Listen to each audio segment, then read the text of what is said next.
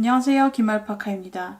제가 지난번에도 말씀드렸듯이 제가 공방을 창업하려고 준비 중이라고 했었잖아요. 그래서 지난 월요일 날 드디어 상가를 계약하고 왔어요. 제가 상가를 계약하면서 새로 알게 된 것도 있고 제가 뭐 몇 가지 놓친 것도 있고 해서 혹시나 창업에 관심 있는 분들께 도움이 되고자 자리를 마련해 봤습니다. 그러니까 상가 임대 계약 시 주의사항이라고 할 수 있는데요.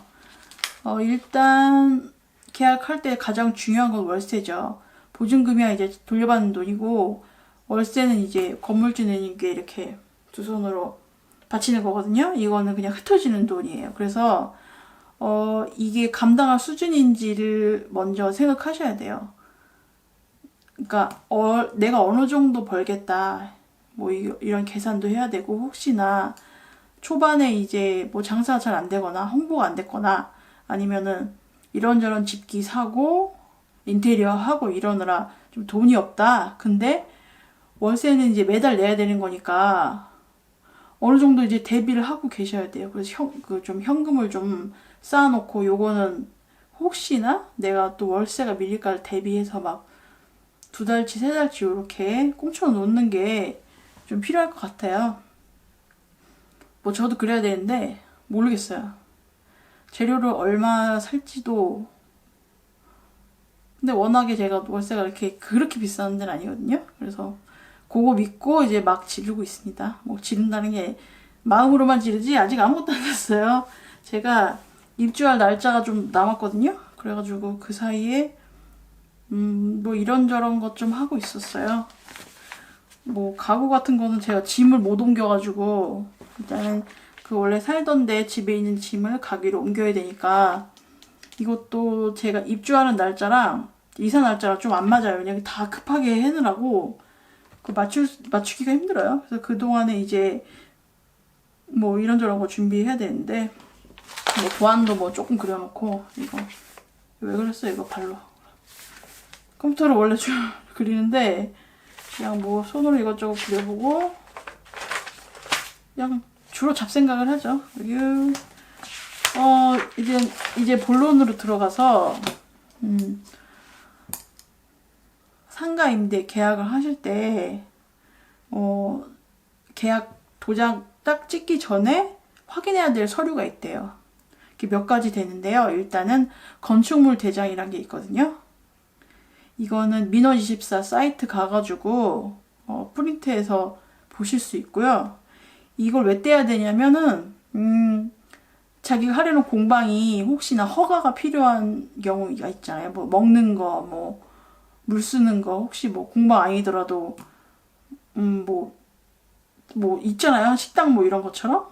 근데 이게 가정집에서 못하고 딱 정해진 용도 건물에 들어가서 장사를 해야 돼요. 그래서 이런 거 잘 체크를 하시고 또 한 가지 혹시나 그 건물에 불법 건축물이 있을 수 있거든요. 그냥 막 야매로 막 맘대로 지어놓고 그 도면에도 없는 거를 막 지어놓고 근데 세입자는 그걸 모르고 계약을 했단 말이죠. 근데 이게 문제가 되는 경우가 걸려가지고 이제 단속이 나오는데 내가 인테리어를 이렇게 싹 발라놓은 내 돈들을 이제 철거해야 될지도 몰라요. 그래서 이거를 꼭 확인해야 된다고 하더라고요. 근데 저는 뭐 인테리어 할 것도 없고 뭐 그냥 눈으로 봐도 뭐 별거 없어요. 그래서 저는 해당 사항이 없기 때문에 이걸 뭐 떼지 않았습니다. 건축물 대장 떼보시고 그리고 이제 그 다음으로 볼 것은 등기부등본이에요. 이거는 집을 구할 때도 마찬가지로 꼭 봐야 되는 서류거든요. 그래서 요 건물에 융자 얼마 꼈는지, 담보 뭐 잡혔는지, 혹시나 이 집주인이 빚을 못 갚아가지고 만약에 건물을 팔아야 될 때 그때 내 보증금을 건질 수가 있는지 요걸 알기 위해서 떼는 거예요. 이거는 인터넷으로 다 뗄 수 있고요. 대법원 인터넷 등기소에다가 이렇게 얼마 내고 이렇게 프린트해서 보시면 돼요. 이거는 주소만 확실히 알면은 아무나 볼 수 있거든요. 요거 등기부등본 꼭 체크하시기 바랍니다.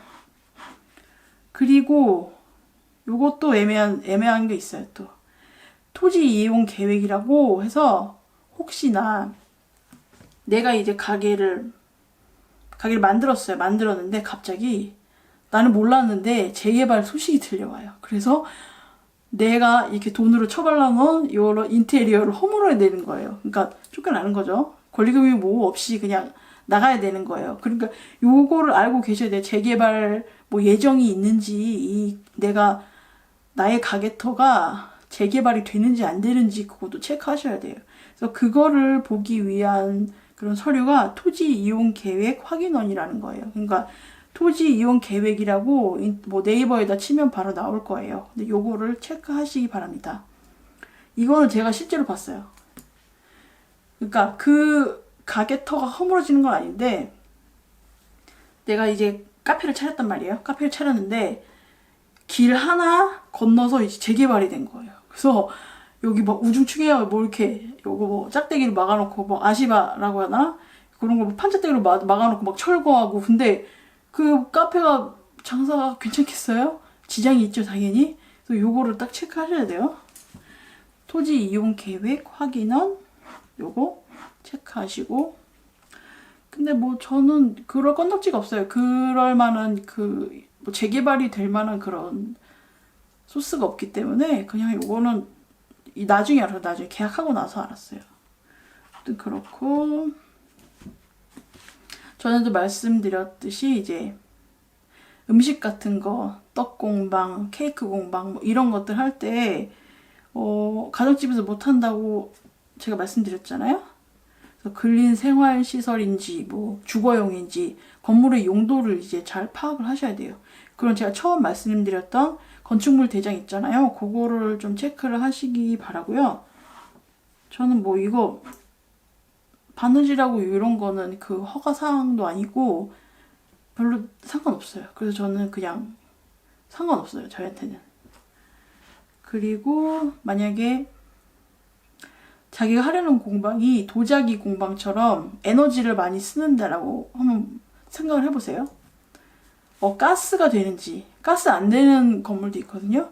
근데 가스 가마야, 내가 도자기 도예가인데 가마가 가스 가마야. 그러면은 이 건물을 들어올 수가 없는 거죠.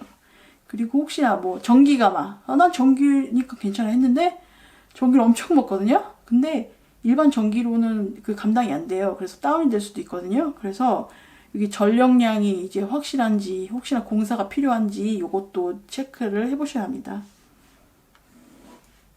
그리고 막 물 많이 쓰는 데 있잖아. 요리하고 그런데 마카롱 만들고 이런 데는 혹시나 물이 잘 나오는지 수압도 체크를 하셔야 돼요.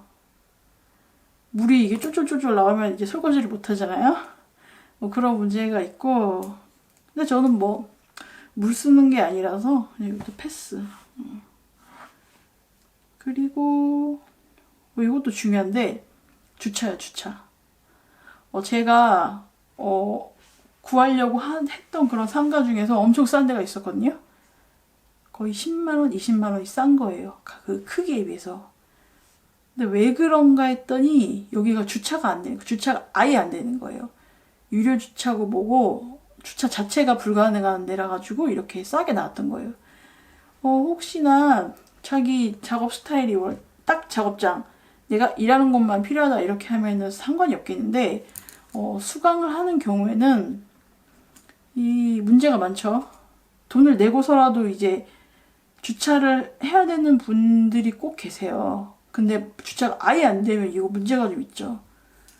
주차 여부를 좀 확실히 알아보셔야 돼요. 그리고 이제 동종업을 못하는 경우가 있어요. 그러니까 한 건물 안에 비슷한 류의 가게를 못 여는 데가 있어요. 그래서 그거를 체크하셔야 돼요. 이거는 나중에 혹시라도 공방을 운영하다, 그러니까 내가 베이킹 공방을 하는데 이거 빵만 먹기 좀 그렇잖아요. 그래서 커피도 마셔야 돼가지고 커피를 팔고 싶어요. 그런데 1층에 카페가 있어요. 그러면은 뭐 동종업은 못한다 이런 뭐 계약서가 있으면은 커피를 못 파는 거예요. 혹시라도 이런 게 없었는데 내가 커피를 팔잖아요. 파는데 건물주 느리면 상관이 없어요. 나는 요것만 챙기면 되니까. 그런데 이제 카페 사장이랑 피가 튀기는 거죠. 이제 멱살을 잡고 싸울 수도 있어요. 그러니까 이거를 좀 체크를 하고 하셔야 돼요. 계약을 할 때, 일단 계약을 할 때로 가겠습니다. 저는 되게 특이한 경우인데, 되게 특이한 건 아니고, 제가 처음 겪는 거라서 그래요. 제가 처음 그 상가를 찾으러 갔을 때 부동산에 갔는데, A라는 부동산에 가서 이제 물건을 봤죠. 근데 A라는 부동산이 부여준 물건 중에서 B라는 부동산 게 있었어요. 근데 나는 그 B라는 부동산 거가 마음에 든 거예요. 근데 그래가지고 이거를 누구한테 연락을 해나 좀 헷갈리는 거예요. 거기 A한테 가야 되는지 B한테 가야 되는지 잘 모르겠는데 그럴 경우에는 나랑 이게 직접 간 이제 A랑 가시면 돼요. 가면 이제 공동 중개라고 해서 나는 뭐 중개인을 2명 고용했기 때문에 뭐 2배로 내야 되나 이런 건 아니고 그거 복비는 똑같아요. 똑같은데 이제 그거를 이제 나눠 드시는 거예요. 나눠 드시는 거라서 계약 당사자는 뭐 이렇게 신경 안 쓰셔도 됩니다. 아무튼 그렇고 그리고 계약금을 내야지 계약이 성사가 되거든요. 그리고 계약할 때 그 신분증이랑 꼭 챙기셔야 되는 것도 아시죠?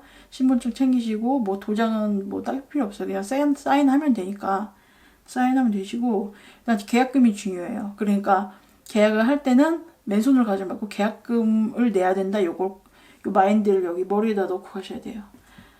대개는 계약금이 보증금에서 한 10% 되더라고요. 10% 되고 그 다음에 월세는 미리 내는 게 아니라 후불이라고 그래요. 전 다 그런지도 모르겠고 아무튼 저희가 한 계약에선 그렇습니다. 근데 월세가 계약서 상의 금액에다가 1.1을 곱해야 돼요. 그러니까 부가세를 포함시켜서 실제로 내야 되는 거예요. 그러니까 40만 원이 월세라고 했을 때 여기다 4만 원 더 붙여서 44만 원을 이제 건물주님께 드려야지 그게 월세가 됩니다. 그리고 복비는 잔금을 치를 때 주시면 된대요. 그렇게 하면 되고 혹시나 그런 게 있대요. 계약할 때 요런 조항이 있으면 계약하지 말라고 그러더라고요. 재소전 화해 조서라고 그런 게 있으면 이제 나중에 집주인이랑 그러니까 건물주랑 문제가 생겼을 때 그러니까 자기가 대항을 하지 못한 게 법적으로 이미 오케이 한 게 됐어. 그래서 요거는 하지 말라고 그러더라고요.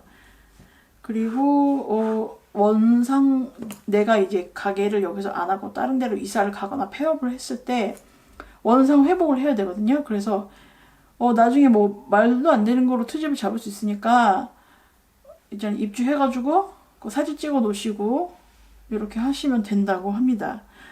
저는 일단은 입주가 좀 남았어요. 그래서 그다음 뭐 하고 있어야 될지 모르겠네.